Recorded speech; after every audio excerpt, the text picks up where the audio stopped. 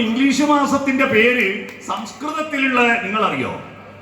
ഞാനിതൊക്കെ ഇങ്ങനെ പറയുന്നത് അറിവെന്ന് പറഞ്ഞാൽ സ്കൂളിൽ പഠിക്കുന്ന അറിവല്ല, അതിനപ്പുറത്തൊരു തിരിച്ചറിവുണ്ട്. ആ തിരിച്ചറിവ് നമുക്കുണ്ടാവണം. നമ്മുടെ കുട്ടികൾക്ക് A+, എല്ലാവർക്കും പക്ഷെ A+ ആവണമെങ്കിൽ എന്ത് വേണമെന്നറിയോ?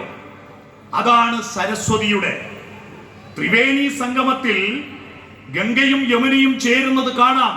സരസ്വതിയെ കാണൂല, ത്രിവേണിയ. സരസ്വതി ഭൂമിയിലൂടെ അടിയിലൂടെ ഒഴുകിയ നമ്മുടെ കുട്ടികളുടെ ഉള്ളിൽ ഒരു സരസ്വതി ഉണ്ട്.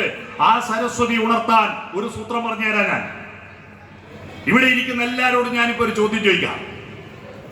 ഇതിന്റെ ഉത്തരം അറിയാത്ത ഒരൊറ്റ ആൾ ഇവിടെ ഇല്ല, എല്ലാവർക്കും അറിയാം. പക്ഷേ ഈഗോ ഉള്ളവര് പറയൂല. ഞാൻ കോർപ്പറേഷനിൽ താമസിക്കുന്ന ആളല്ലേ, ഇതെന്തിന് ജില്ലാ പഞ്ചായത്തുകാരൻ ചോദിക്കുമ്പോൾ നമ്മൾ മറുപടി പറയണമെന്നുള്ള ഈഗോ ഉണ്ടെന്ന് പറയൂല. മനസ്സിലായോ? ഉത്തരം എല്ലാവർക്കും അറിയാം, ഈഗോ ഇല്ലാത്തവര് പറയണം കേട്ടോ. ഓക്കെ, ചോദ്യം ചോദിക്കട്ടെ. തേനുണ്ടാക്കുന്ന ആരാ? തേനുണ്ടാക്കുന്ന ആരാ? തേനീച്ച അല്ലേ? ഉത്തരം തെറ്റാ, ഉത്തരം തെറ്റാ. തേനുണ്ടാക്കുന്ന തേനീച്ചയല്ല. ഒന്നും കൂടി ചോദിക്കാം, തേനുണ്ടാക്കുന്ന ആരാ? പൂവ്. ഉത്തരം ശരിയായി. തേനീച്ച പൂവിൽ നിന്ന് എടുത്താണ് കൊണ്ടേ വെക്കുന്നേ ഉള്ളൂ. തേനുണ്ടാക്കുന്ന പൂവാ. ഇപ്പോഴാ പ്ലസ് ആയത്. ആദ്യം ഞാൻ ചോദിച്ചപ്പോ നിങ്ങൾ തേനീച്ച ഉത്തരം പറഞ്ഞത് X-ആക്സിസ്. ഇങ്ങനെയുള്ള പരന്ന അറിവാ, അതിൽ ചിന്തയും ആഴവും ഇല്ല.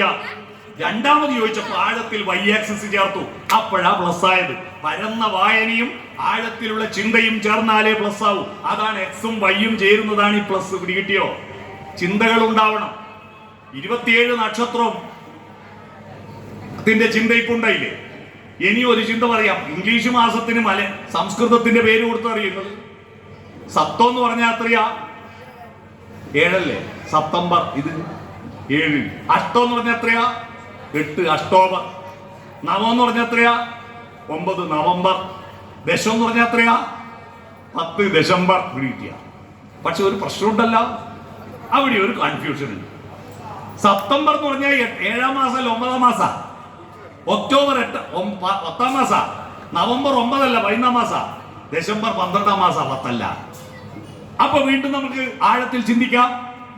ആഴത്തിൽ ചിന്തിക്കുമ്പോ മനസ്സിലാവുക, പണ്ടത്തെ ഗ്രിഗോറിയൻ കലണ്ടറിൽ 12 മാസം ഉണ്ടായിരുന്നില്ല, 10 മാസം ഉണ്ടായിരുന്നു.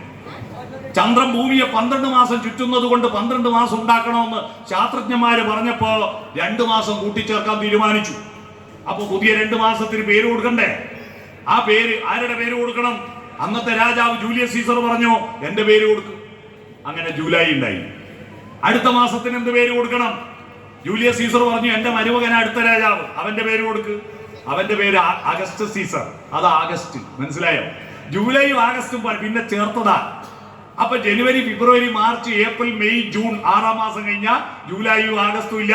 7-ാം മാസം സെപ്റ്റംബർ, 8-ാം മാസം ഒക്ടോബർ, 9-ാം മാസം നവംബർ, 10-ാം മാസം ദശംബർ. പിടികിട്ടിയ? കറക്റ്റ് ആയില്ലേ? ഞാൻ പറഞ്ഞു വന്നത്